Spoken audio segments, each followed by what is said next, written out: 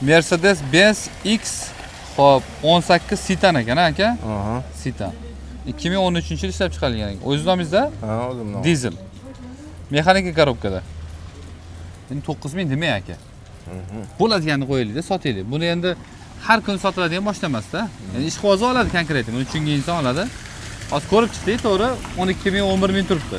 Konkretni sotish niyat bo'ladigan bo'lsa aka, bitta gap aytaman. Shunga qo'yib yuborsak. 8200 ga qo'ysa inshaalloh sotiladi. Sal qo'shing. Yo aka, shunga qo'yaylik. Shunday tushiramiz aka. Farsunkasi ishi bor deyapsiz-a? Ha, ishi bor. Tortishib yurishi yaxshi ekan ko'rdim. Ozgina shirlash shu farsunkadan bo'ladimi? Farsunkadan.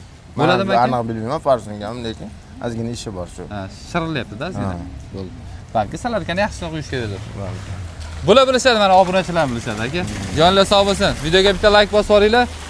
Xo'p, Mercedes Citan ekan do'stlar, mana ko'rishingiz mumkin. Lekin dizayni zo'r ekan, haqiqatan menga yoqdi. O'zim minib ko'rdim, mashina bor-ku, shovulab tortyapti. Aka, haqiqatan rozimisiz? Roziman, roziman. Bo'ldi, mikrofon bor, gapirib olmay. Xo'p. Bitta mana kapotida o'zlari DTP qilgan ekanlar, qolgan joyi bilmas ekanlar. Yomg'irli pagoda, lekin suv epiyoylari hammasi but-butun ekan, salon holatlari ham yaxshi ekan mana, ko'rishingiz mumkin. Salonlari addi shu zo'r turibdi. Hop, mana yo'qlari. Qaranglar, zo'ra. Shattet yuklarning o'rtasida akamizning ham choyxonalari bor ekan. Shunda orsib turib ish qilib ketaverar ekanlar. 8200 dollarga ko'ndirib qo'ydim. Mercedes Citan ekan mana. O'zi bu O'zbekistonda 20 dona chiqadi yo chiqmas ekan.